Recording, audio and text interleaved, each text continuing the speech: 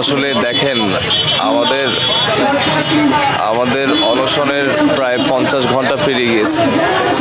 আলহামদুলিল্লাহ, আমার দুইজন সহযোদ্ধা তারা একদম দুর্বল হয়ে পড়েছেন এবং মাত্র আমার চেক আপ হয়েছে। তো ডক্টর বলল আপনার ব্লাড প্রেশার প্রায় লেস দ্যান 96। আমাকে সাজেস্ট করা হলো যে আপনি স্যালাইন নেন, যে কোনো সময় প্রবলেম হতে পারে আর কি। এবং আমার গ্লুকোজ লেভেলও কমে যাচ্ছে।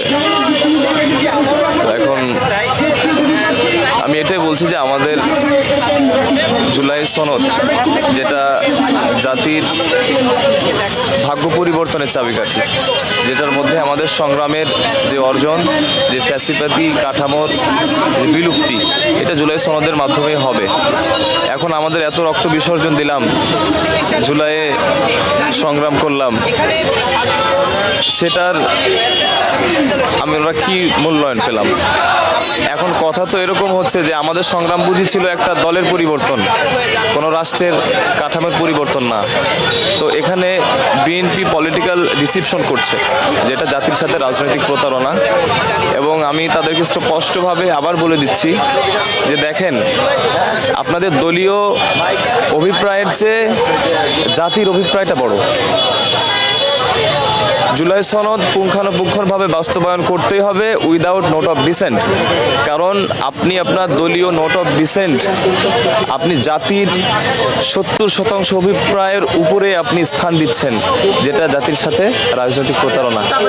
সুতরাং আমাদেরকে রাজপথে নামতে বাধ্য করবেন না।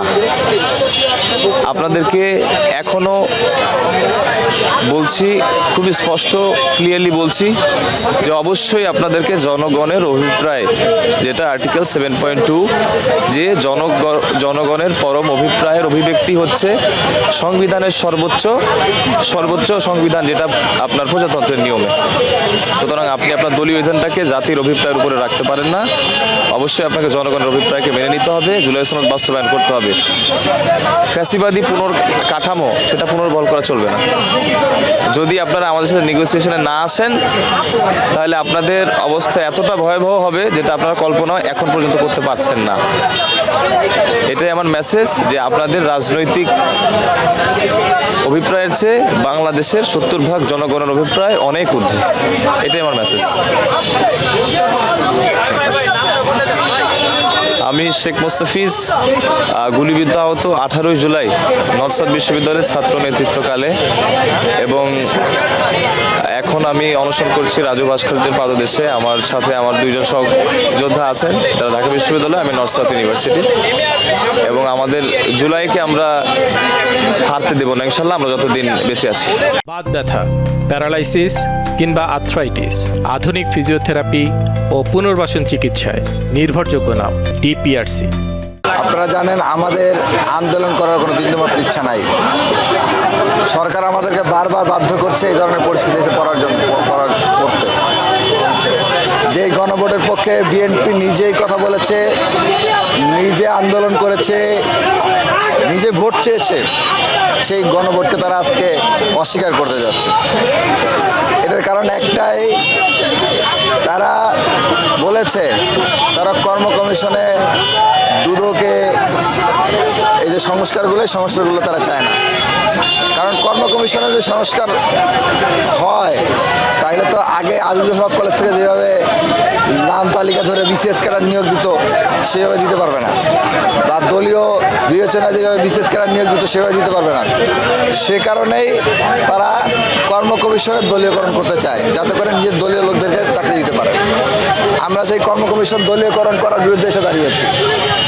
আমরা দাঁড়িয়েছি দুদককে দলীয়করণ করার বিরুদ্ধে। আপনারা জানেন, দুদককে দলীয়করণ করে ইতিপূর্বে অনেক সময় ব্যবহার করা হয়েছে নিজেদের দুর্নীতি ঢাকার জন্য। দুর্নীতি ঠেকাতে হলে আমাদেরকে দুদককে স্বয়ংসম্পন্ন করতে হবে। দেখেন, বিচার বিভাগের স্বাধীনতা তারা হরণ করতে যাচ্ছে, বিচার বিভাগকে তারা দলীয়করণ করতে যাচ্ছে, বিচার বিভাগের অধ্যাদেশ তারা বাতিল করে দিয়েছে।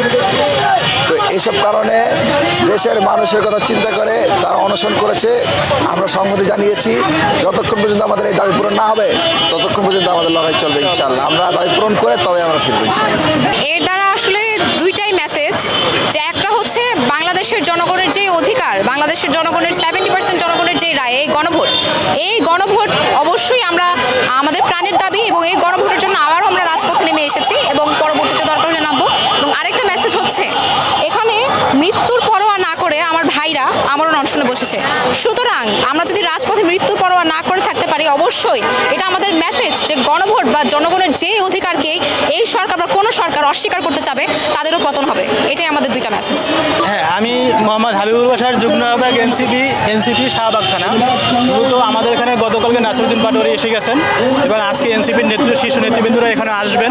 এবং এটা শুধু এই যে 3 জন ব্যক্তি এখানে শুয়ে আছে না, সমগ্র বাংলাদেশটা এখানে অনশনে আছে। আপনাকে মনে করতে হবে যে বাংলাদেশ, আসলে আমাদের বাংলাদেশ আমরা 71 স্বাধীন করার পর সেই স্বাধীনতা আমরা ভোগ করতে পারি নাই, এবং 24-এর আন্দোলনের পরে যে 24-এর যে ফসল, সেই ফসল আমরা ঘরে তুলতে পারি নাই। মূলত আমাদের যে পরিশ্রম, আমাদের যে রক্ত, আমাদের যে জীবন, আমাদের যে পঙ্গুত্ব, হাজার হাজার ভাইয়ের পঙ্গুত্ব, মৃত্যু, পুরো সব বৃথা চলে যাচ্ছে শুধুমাত্র একটা দলের কারণে। সেটা আপনারা ভালো করে জানেন কোন দল, সেটা হচ্ছে বিএনপি দল। কিন্তু আমাদেরকে একটাই করতে হবে, যে জুলাই সনদ যদি বাস্তবায়ন করা হয় তাহলে এই দেশ স্বাধীনতা পাবে, স্বাধীনতার স্বাদ পাবে, এই দেশ মুক্তি হবে, আধিপত্যবাদ মুক্ত হবে। আপনারা দেখেন বর্তমানে যে আমাদের যে পরিস্থিতি, আমাদের সরকার পররাষ্ট্রমন্ত্রী যাওয়ার পর দিনই আমাদের বর্ডারে লাশ পড়ে, লালমনিরহাটে লাশ পড়ে। আমাদের দেশের প্রধানমন্ত্রী হওয়ার পরে সে আমাদের যে শত্রু যাকে মনে করি আমরা, আধিপত্যবাদ যারা আমাদের চেপে ধরেছে, শত্রু মনে করি আমরা, তাদের সাথে সাক্ষাৎ করতে প্রধানমন্ত্রী যাচ্ছে। মূলত আমরা জনগণটা হইলাম একবারে মানে চাষাবাদের মতো, আমরা রক্ত দেবো, জীবন দেবো, আমি মরে যাব, কিচ্ছু হবে না, নাথিং। বাট তারা তাদের মানে একই মোড়কে তারা ক্ষমতাকে অদল বদল করে নিচ্ছে। আমাদের এই অনশন থেকে, এখান থেকে আমরা একটাই দাবি বলবো। এখন তো 3টে দাবি দেখতে পাচ্ছেন, এখানে পিছনে 3টে দাবি আছে। আমি মনে করি সেখানে এক দাবিতে চলে যাবে। কিন্তু আমি প্রধানমন্ত্রীকে, তারেক রহমানকে আহ্বান জানাবো, আপনি জুলাই সনদকে এখনো মেনে নেন। কারণ এক দফা যদি যাই, হাসিনাকে কিন্তু আমরা রাখতে দেই না। হাসিনার না ছিল কি, প্রশাসন ছিল, আমলা ছিল, র্যাব ছিল, পুলিশ ছিল, সব ছিল, মিডিয়া ছিল, গণমাধ্যম ছিল, সব হাসিনার পক্ষে ছিল। কিন্তু সেই হাসিনাকে কিন্তু আমরা রাখতে দেই না এই দেশ থেকে তারাই দিতে বাধ্য হয়েছি।